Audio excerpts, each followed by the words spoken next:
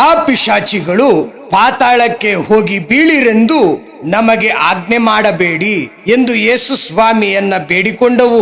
ಲೂಕನು ಬರೆದಂತ ಶುಭ ಸಂದೇಶ 8ನೇ ಅಧ್ಯಾಯ 31ನೇ ವಾಕ್ಯ ದೇವರ ಪರಿಶುದ್ಧ ವಾಕ್ಯ. ಕ್ರಿಸ್ತೇಸುವಿನಲ್ಲಿ ನನ್ನೊಲವಿನ ಪ್ರೀತಿಯ ಸಹೋದರ ಸಹೋದರಿಯರೇ ಹಾಗೂ ನನ್ನೊಲವಿನ ಪ್ರೀತಿಯ ಸ್ನೇಹಿತರೆ, ದೇವಾದಿ ದೇವನಾದಂತ ಯಾವೇ ಯೆಹೋವ ಸ್ವಾಮಿ ಸರ್ವೇಶ್ವರ ಸಮಸ್ತ ಸೃಷ್ಟಿಯ ಸೃಷ್ಟಿಕರ್ತನಾದಂತ ದೇವರು ಲೋಕವನ್ನು ಎಷ್ಟಾಗಿ ಪ್ರೀತಿಸಿದರೆಂದರೆ ತಮ್ಮ ಏಕೈಕ ಪುತ್ರನನ್ನೇ ಧಾರೆ ಎರೆದರು. ಆತನಲ್ಲಿ ವಿಶ್ವಾಸವಿಟ್ಟಿರುವ ಯಾರೂ ನಾಶವಾಗದೆ ಎಲ್ಲರೂ ನಿತ್ಯ ಜೀವವನ್ನ ಪಡೆಯಬೇಕೆಂಬುದೇ ದೇವರ ಉದ್ದೇಶವಾಗಿತ್ತು. ದೇವರು ತಮ್ಮ ಪುತ್ರನನ್ನು ಈ ಲೋಕಕ್ಕೆ ಕಳುಹಿಸಿದ್ದು ಲೋಕವನ್ನ ತೀರ್ಪಿಗೆ ಗುರಿ ಮಾಡಲೆಂದಲ್ಲ, ಪುತ್ರನ ಮುಖಾಂತರ ಲೋಕವನ್ನ ಉದ್ಧಾರ ಮಾಡಲೆಂದೇ. ಪುತ್ರನಲ್ಲಿ ವಿಶ್ವಾಸವಿಟ್ಟವನಿಗೆ ತೀರ್ಪಿಲ್ಲ, ಆತನಲ್ಲಿ ವಿಶ್ವಾಸವಿಡದವನಾದರೂ ಈಗಾಗಲೇ ತೀರ್ಪಿಗೆ ಗುರಿಯಾಗಿದ್ದಾನೆ. ಏಕೆಂದರೆ ಅವನಿಗೆ ದೇವರ ಏಕೈಕ ಪುತ್ರನಲ್ಲಿ ವಿಶ್ವಾಸವಿಲ್ಲ.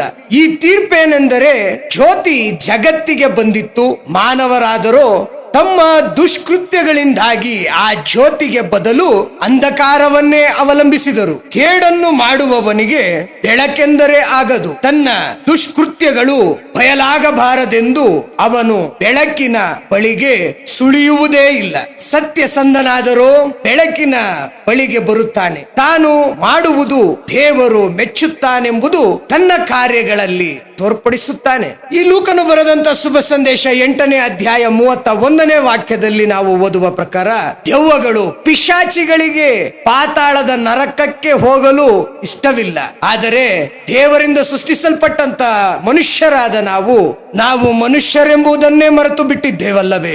ಮಾನವರಾಗಿ ಬದುಕುವುದನ್ನ ಬಿಟ್ಟು ದಾನವರಾಗಿ ಬದುಕುತ್ತಿದ್ದೇವಲ್ಲವೇ? ಪಾಪಕ್ಕೆ ವಿಮುಖರಾಗಿ ದೇವರಿಗೆ ಅಭಿಮುಖರಾಗೋಣವೇ? ಲೋಕೋದ್ಧಾರಕನಾದಂತಹ ನಮ್ಮ ರಕ್ಷಕನಾದಂತ ಯೇಸು ಕ್ರಿಸ್ತರಲ್ಲಿ ವಿಶ್ವಾಸವನ್ನಿಟ್ಟು ನಿತ್ಯ ಜೀವನವನ್ನ ಪಡೆಯುವ ಕೃಪಾವರ ನಮಗೆ ನೀಡು ಕರ್ತನೆ ಎಂಬುದಾಗಿ ಪ್ರಾರ್ಥಿಸೋಣ. ಓ ನನ್ನ ಯೇಸುವೆ, ನನ್ನ ಪಾಪಗಳನ್ನ ತಾಳಿಕೊಳ್ಳಿರಿ, ನರಕದ ಬೆಂಕಿಯಿಂದ ನಮ್ಮನ್ನ ಕಾಪಾಡಿರಿ. ವಿಶೇಷವಾಗಿ ತಮ್ಮ ಕೃಪೆಯನ್ನ ಆಶೀರ್ವಾದವನ್ನ ಬಯಸುವಂತಹ ಎಲ್ಲ ಆತ್ಮಗಳನ್ನ ಮೋಕ್ಷ ರಾಜ್ಯಕ್ಕೆ ಸೇರಿಸಿಕೊಳ್ಳಿರಿ ಎಂದು ಪ್ರಾರ್ಥಿಸೋಣವೇ. ಅಮೆನ್.